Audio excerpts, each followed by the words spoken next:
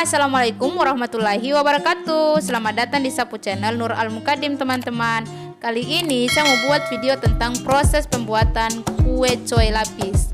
Nah, bagaimana proses buatnya, teman-teman bisa saksikan di video ini. Namun sebelumnya jangan lupa like, subscribe, dan pencet tombol notifikasi agar supaya saya makin semangat untuk buat video-video berikutnya.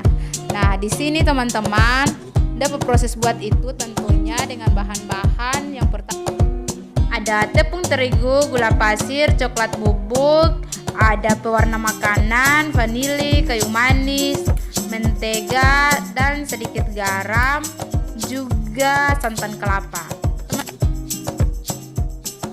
Untuk tahapan dan proses buatnya itu teman-teman bisa saksikan sendiri di video yang saya buat ini. Semoga teman-teman suka. Jangan lupa tonton video ini sampai selesai ya. Terima kasih.